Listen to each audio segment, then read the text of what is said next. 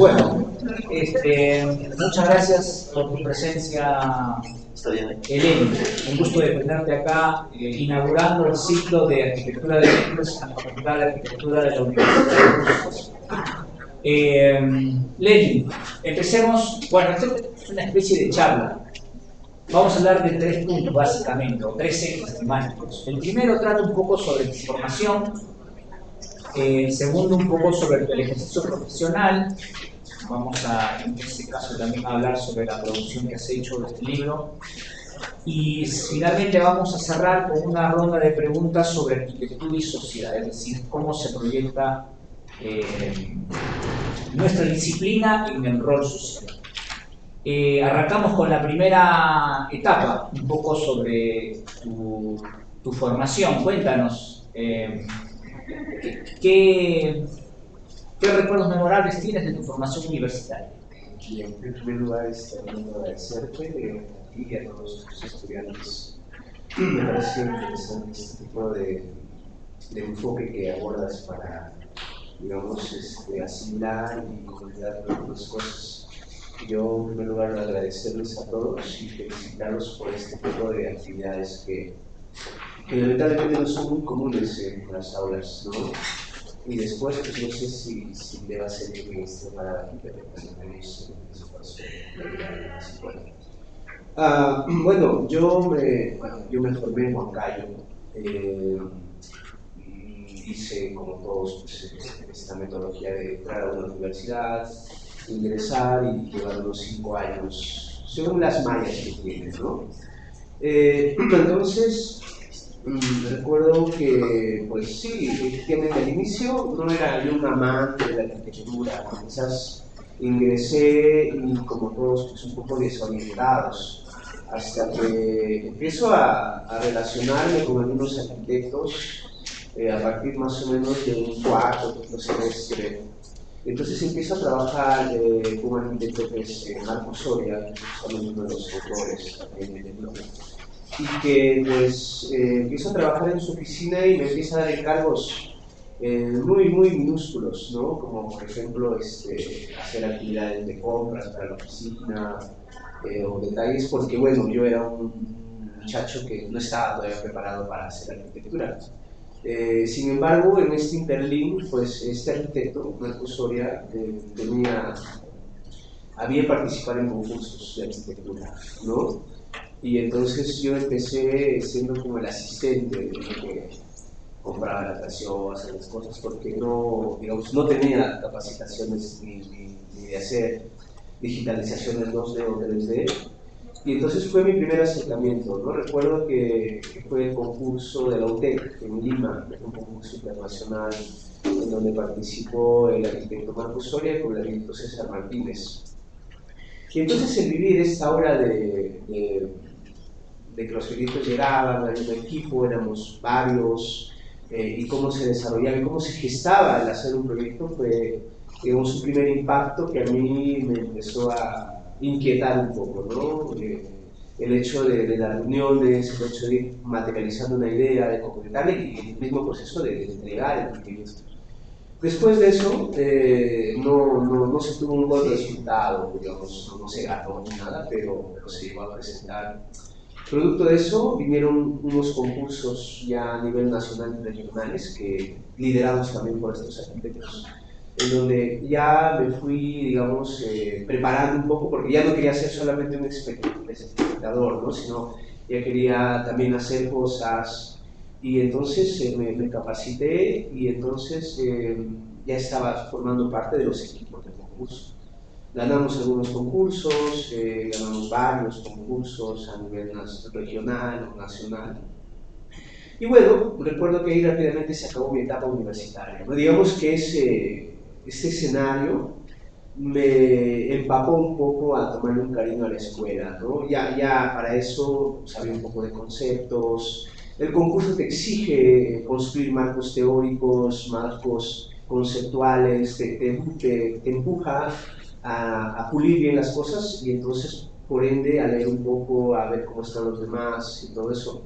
Hasta que acabo la carrera y Y entonces yo tenía un cliché de irme los fines de semana, en Huancayo se le llama una especie de ferias tachinas, donde venden cosas de segunda y vendían libros de segunda. Y entonces yo lo que hacía era comprar los Arquincas, que estaba creo que a 5 soles, a 3 soles, lo que eran baratísimos porque un Arquinca nuevo pues, vale 25 o 30 soles. Entonces me iba y me compraba un montón, ¿no? 10 Arquincas, 5 Arquincas, o lo que tendría como resultado de unas propinas de trabajo. Y entonces al revisar las Arquincas, miraba un poco los arquitectos europeos importantes como Sisa, como Moneo, como, digamos, Versailles de Meuron, Stil, Le Corbusier, pero también veía los arquitectos peruanos, porque Arquinca publicitaba, ¿no? La arquitectura que se hace a nivel global y la arquitectura que se hace a nivel peruano. Entonces había un poco de Córdoba, sabía un poco de Siriani, de Seoane, aparecían unos jóvenes arquitectos como Javier Artadi, como Jean-Pierre Croce, y los que estaban en ese tiempo en boga. Ahora, puede ser, efectivamente, el Arquinca pues, promocionaba a sus docentes, ¿no? Y entonces, digamos, había esa especie de panorama que yo los revisaba y salía pues en el Arquinca, el arquitecto y su obra. Entonces empecé a tener cierta fijación en la obra de Siriani, porque también salía Siriani, salía Barajo, salía Cruchaga, salía Miguel Rodrigo Masuré. Entonces, al ver que esto era constante, uno dice, oye, entonces estos salen a cada rato, ¿no? Entonces son buenos, son representantes.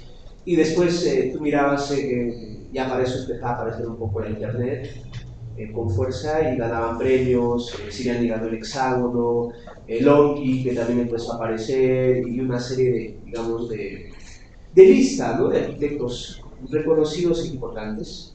Lenny, una pequeña acotación, un poco para esta primera pregunta. ¿Tú consideras en todo caso que esta formación que has tenido en paralelo a la facultad con los arquitectos Soria y Rodríguez, crees que ha sido de alguna manera un poco más significativa en tu formación inicial como arquitectos que la facultad en sí de Huancayo, la facultad de arquitectura? ¿Cómo verías estos dos ámbitos? Mira, o no sé, sí, o son complementarios, no sé cómo tú lo evalúas. Mira, hay que ser sinceros, la educación en Latinoamérica y en Perú es pésima con los docentes de arquitectura. O sea, primero yo tenía docentes que venían y decían, bueno, hoy día el tema es vivienda, así que esquís, regresamos a las 12 y se iban a tomar un café, ¿no? Y volvíamos y teníamos que resolver. No sé cómo, pero resolvimos. Mantenían y decían, esto está bien, esto está mal, ponían nota. Y decían, bueno, para la siguiente, traen la función. Y se iban. Entonces, yo no pasé por una especie de pedagogía arquitectónica, ¿no? O sea, y seguramente sigue siendo así. O sea, el hecho de que se confunde como si esto fuera una especie de militarismo, que los chicos vienen y tienen que sufrir y saber de dónde puedan, porque aquí ya deben saber, y confunden, no dicen, oye, yo estoy en taller 3, entonces ya esto debieron haberlo aprendido en taller 2, entonces acá me tienen que mostrar cosas. Y el chico, yo lo digo porque yo viví así, surfeando oportunidades, y la verdad hay que ser autodidactas, ¿no? Entonces a mí me sirvió mucho un acercamiento con Marco Soria, con César Martínez y algunos colegas más que fueron mis profesores y que estando en su oficina aprendí más. Es más, ellos nunca fueron mis profesores, porque por azares de matrículas y que los profesores suben y bajan, ellos nunca me enseñaron en la universidad, pero aprendí mucho, digamos, del oficio en las oficinas de arquitectos, ¿no? Digamos, ¿cómo tú llegas a los arquitectos Soria y Martínez?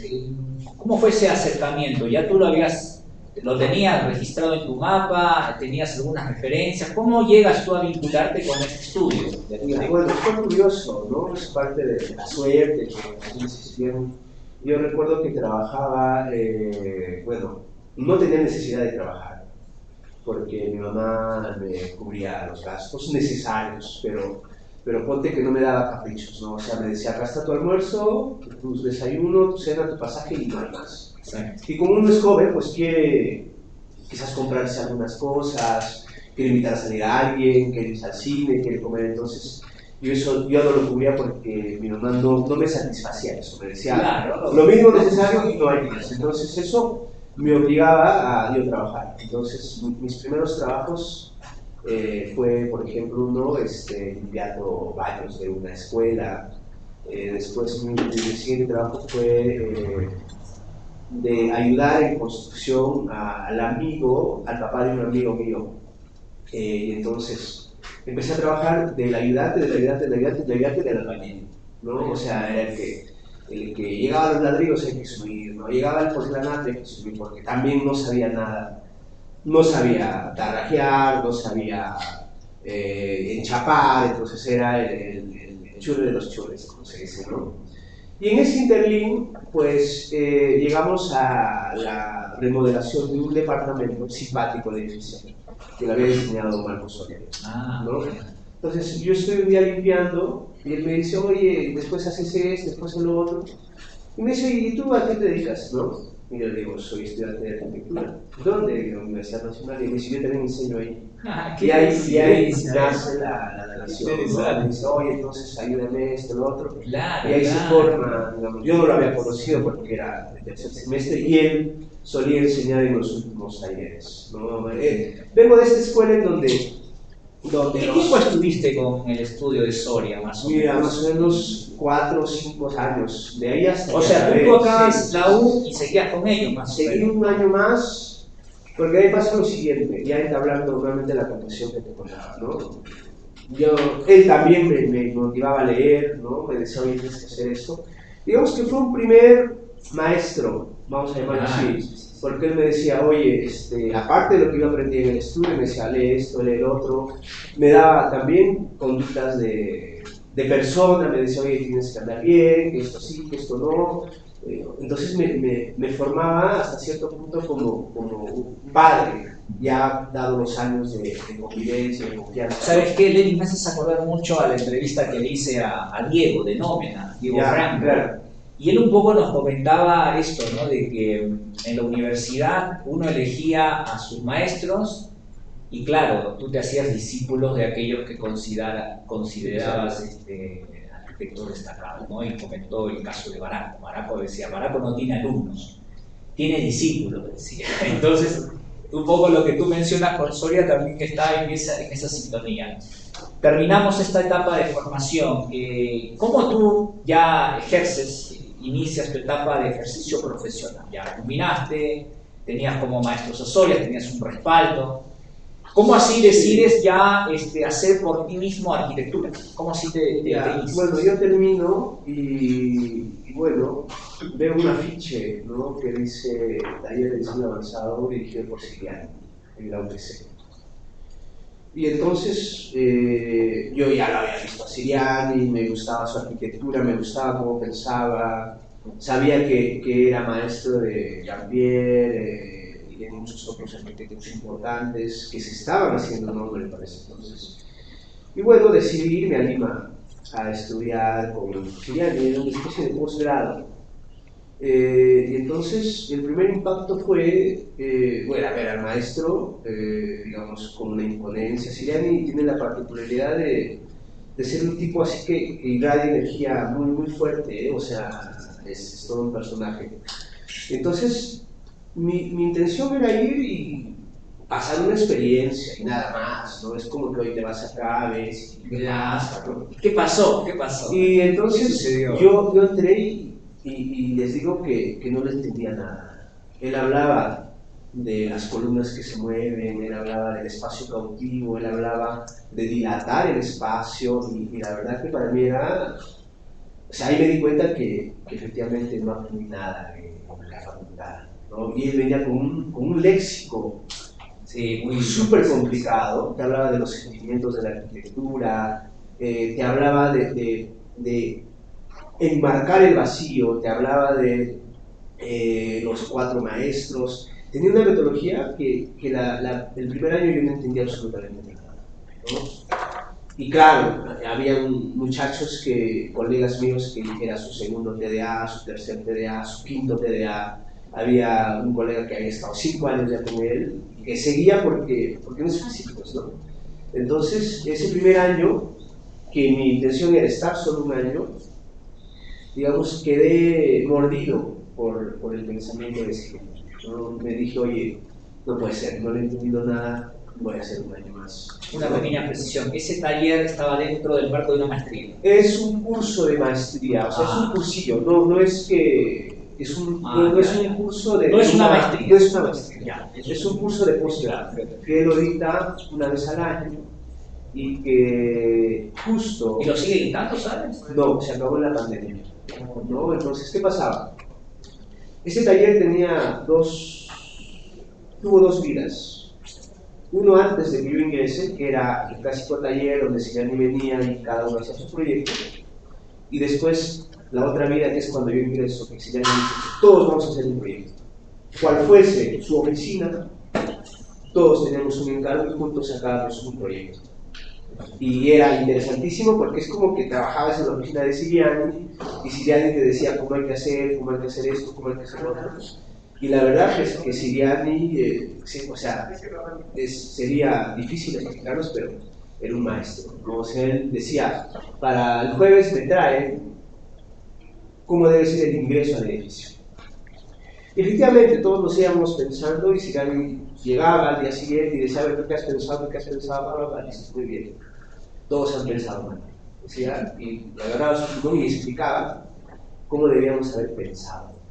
Desde cómo agarrar el lápiz hasta qué ideas tener, hasta cómo graficar esas ideas. Entonces uno decía, después de ver eso uno decía, ¿por qué no pensé eso? ¿No? Y entonces Siriani te mostraba primero cómo debe pensar un arquitecto y después qué elementos usar en la arquitectura para eso.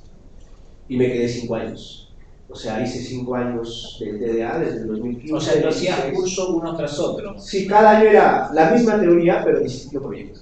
¿No? Claro. Entonces, el primer año hice una mediateca, biblioteca, y el segundo año hicimos una pieza de viviendas sociales, el tercer año hice una manzana urbana, y el cuarto año hice una escuela de arquitectura, y el quinto año hicimos un proyecto urbano, que te paso las imágenes para que las compartimos. Terminando esa etapa con Siriani, Ya. ¿cuál es la siguiente que empezó ya para la aplicación, digamos, de todas estas ideas? Sí. ¿Alguna obra, algún encargo que te dieron? Mira, ya en este interín de los 5 años yo ya entré en la docencia, ¿no?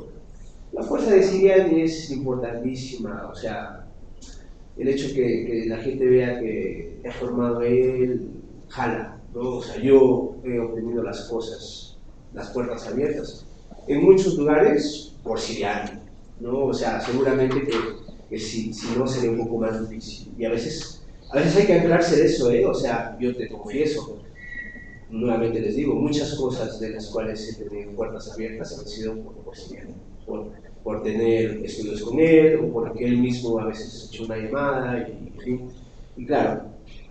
Después, los proyectos, es súper difícil, ¿eh? O sea, yo seguí participando en concursos. Yo creo que el concurso es la mejor manera de tener proyectos cuando no los tienes realmente. O sea, si no tienes clientes, no significa que no tengas que hacer proyectos. Eso siempre decía Siriani decía, ustedes salgan y ven un terreno vacío, proyecten ahí un edificio, proyecten una casa, ¿qué creen que puede haber ahí? Proyecten. Ustedes créense el programa, créense el cliente, porque eso es como un entrenamiento. Y va a pasar un tiempo en el que una persona con las características similares de ese proyecto te va a gustar.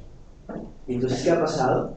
Que tú ya no te agarras desprevenido, ya estás preparado para enfrentar un proyecto, digamos, habiendo pasado ya un pequeño proceso, ¿no? Entonces, Siriani decía, siempre concursemos, Siriani siempre nos decía que va a ser difícil porque en el taller no era lo más importante el espacio arquitectónico. Hablando de concurso, Lenny, disculpa que te corte.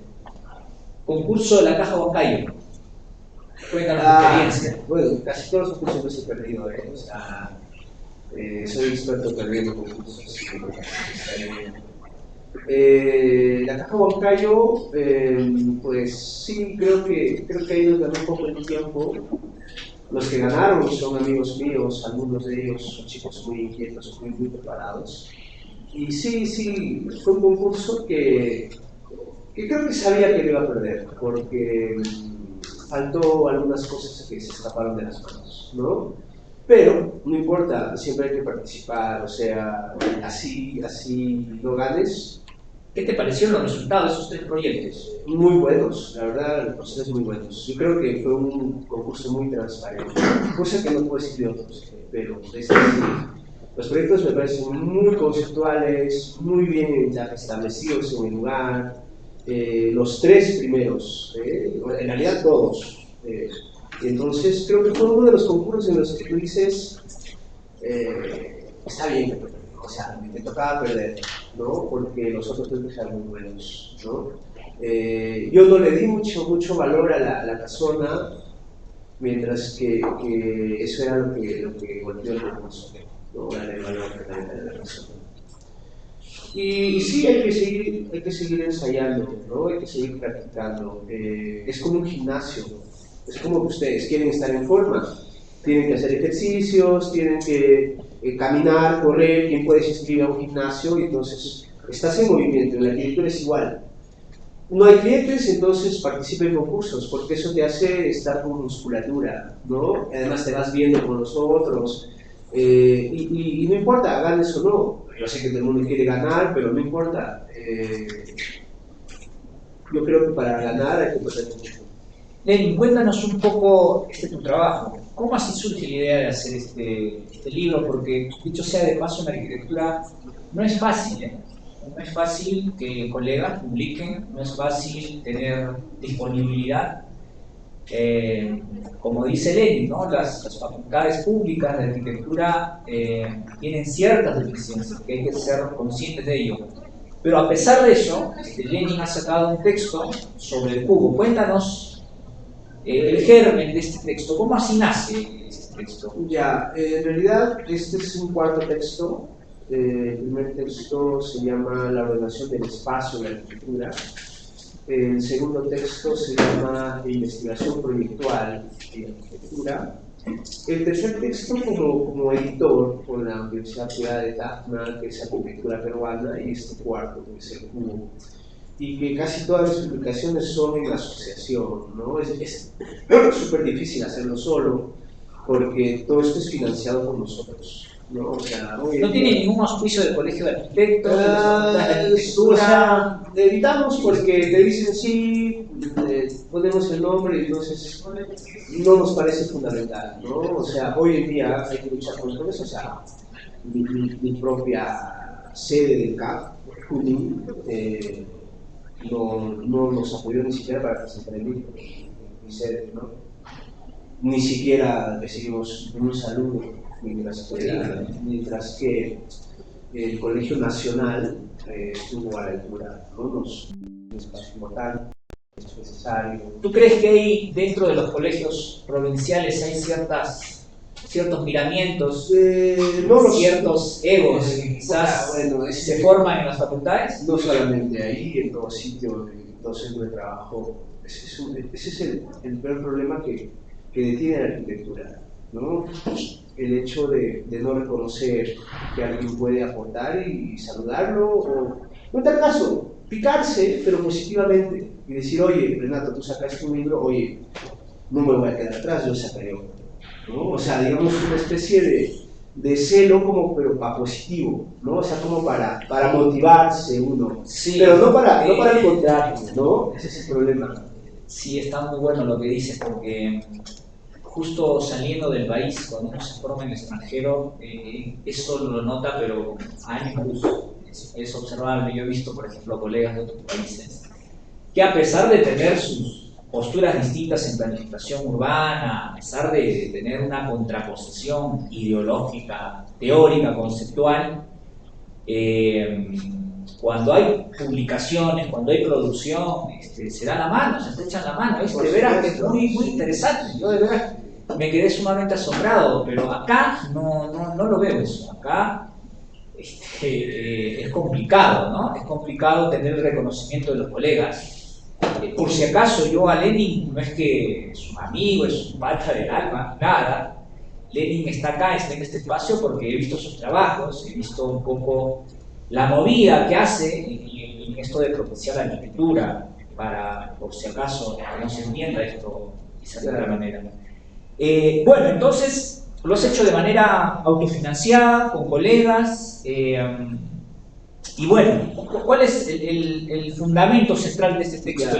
¿Qué cosa quieres sacar? Esto nace como génesis de la preocupación de la búsqueda de los socios, muy ligadas a que la geometría es una pieza fundamental de la arquitectura. O sea, no puede haber arquitectura sin geometría, pero hay geometría sin arquitectura, por supuesto.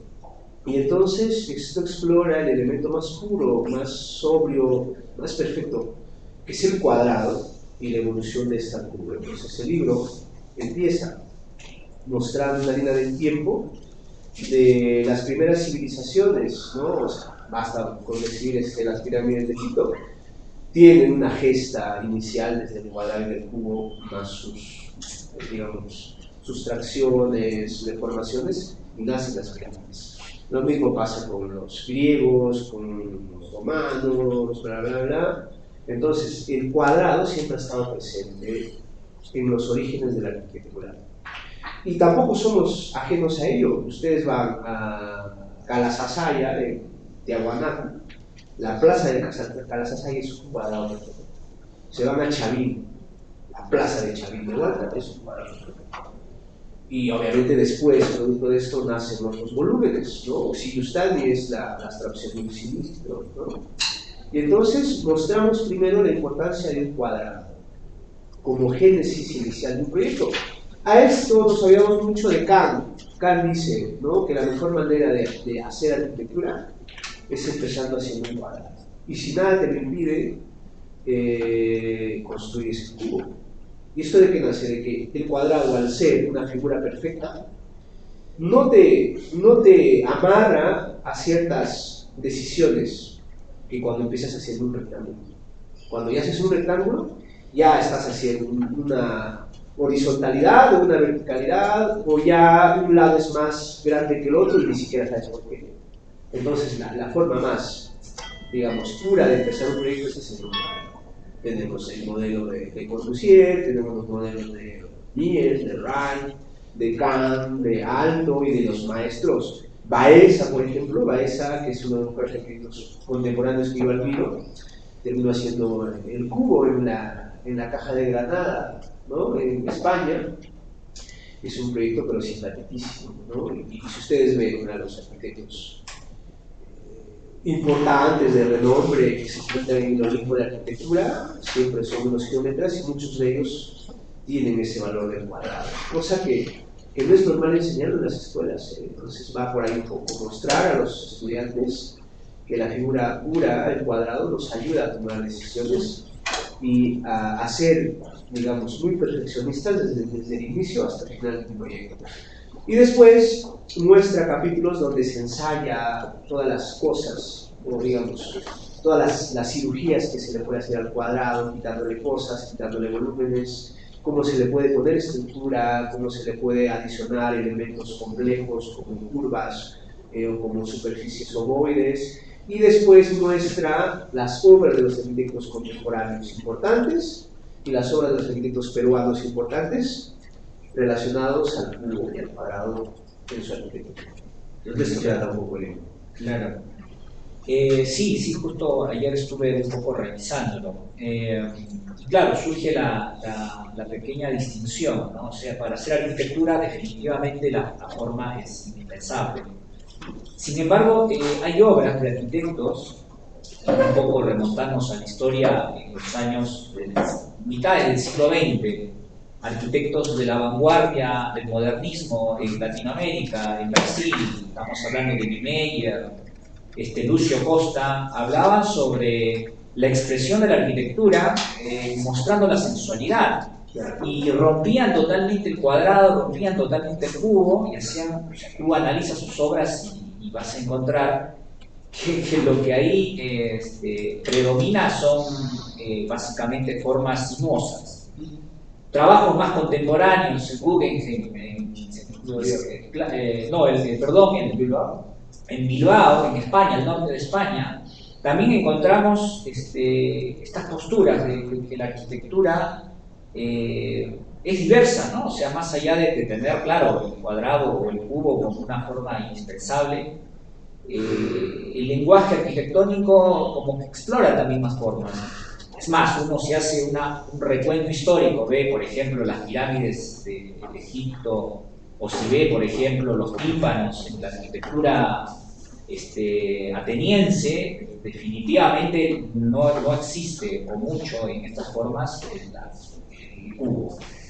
Entonces la pregunta surge, ¿no? ¿Cómo así ustedes como coautores optan por el cubo y en qué medida están otras formas distintas al cubo? Irregulares, curvas, triangulares, qué sé yo. ¿Cómo ven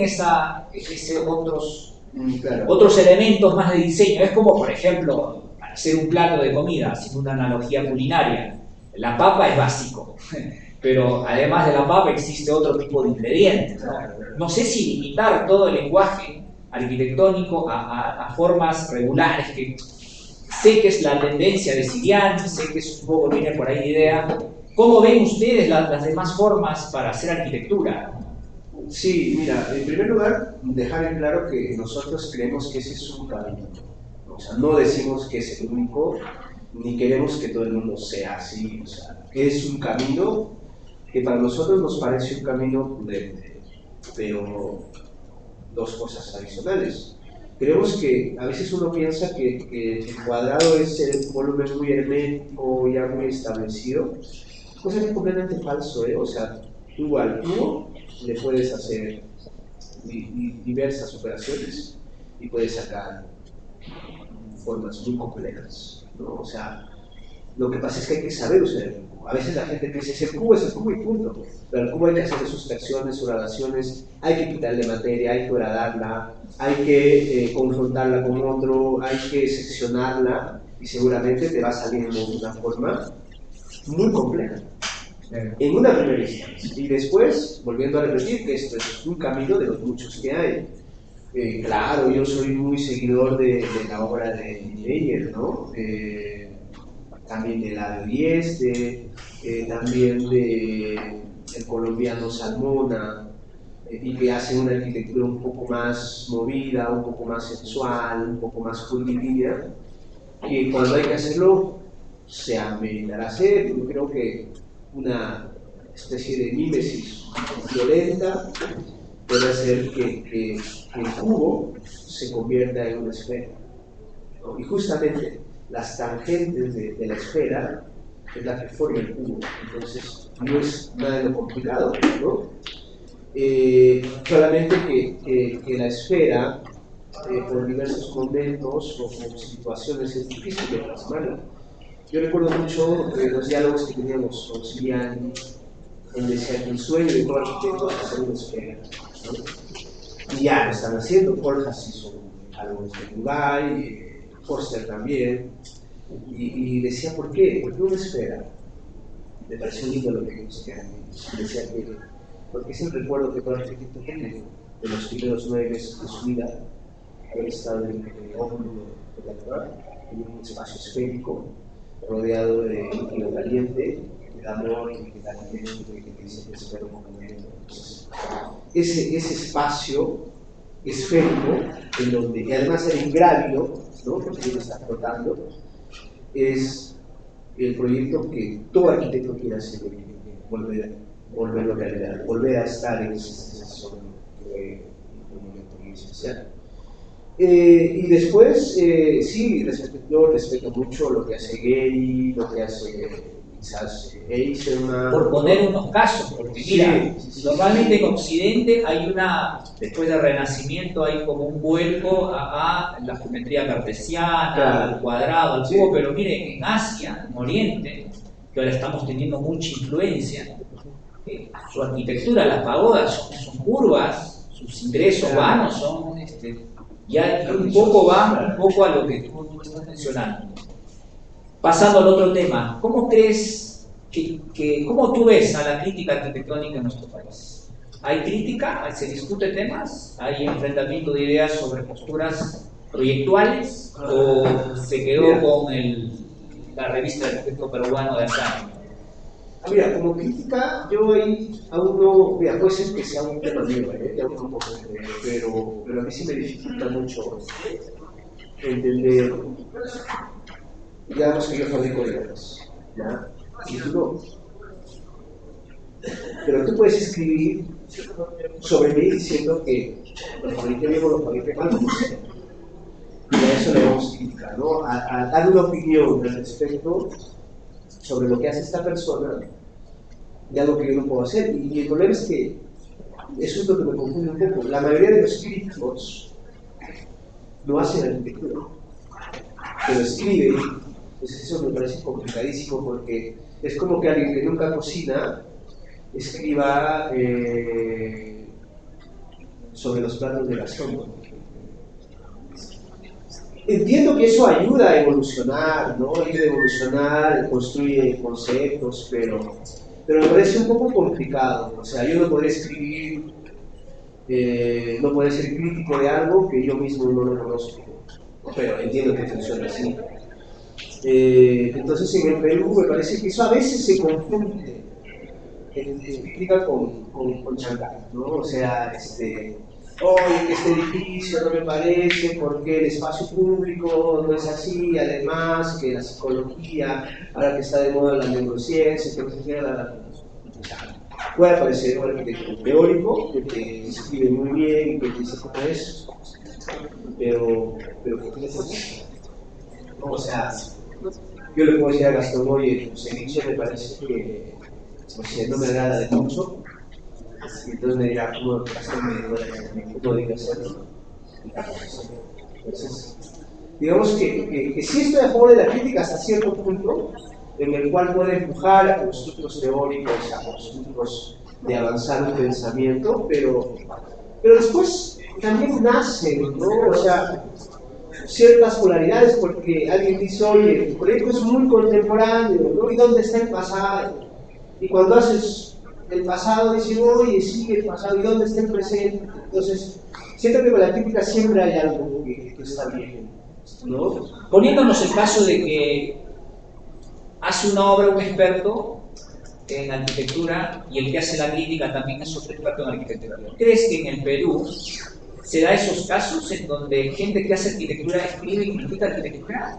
No conozco mucho, quizás porque no los conozco, pero por ejemplo a nivel global no veo. O sea, global sí hay. O sea, hay gente, hay arquitectos que hacen arquitectura, tienen una postura crítica de la arquitectura y estudian teoría de la arquitectura. Y hacen arquitectura. Me parece que ese arquitecto. Y te comento eso, ¿no? Justamente el concurso. Normalmente los concursos, en teoría, están gente que hace, justamente que tiene las cualificaciones. No sé si en los concursos en nuestro país tenemos esos tipos, ¿no? Ideales de prototipo de arquitectos que hacen obras y se critica la arquitectura. Pero mira, pues hay gente, pero no sé si todos.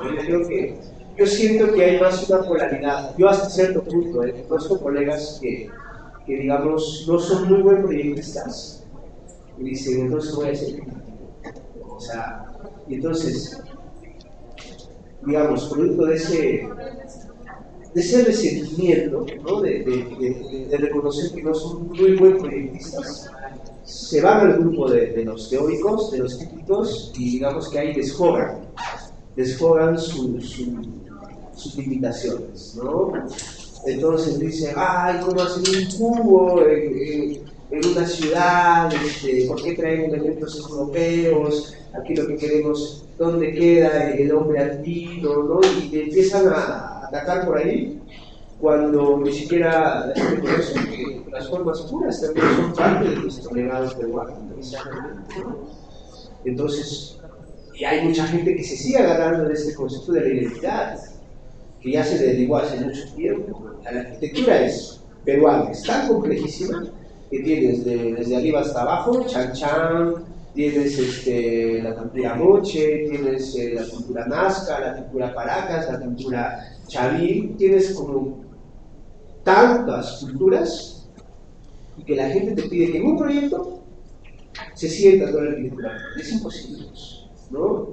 Tú en un proyecto no puedes ver a los incas, no puedes ver a los tiahuanacu, no puedes ver a los paracas, y encima a los modernos y encima a los contemporáneos.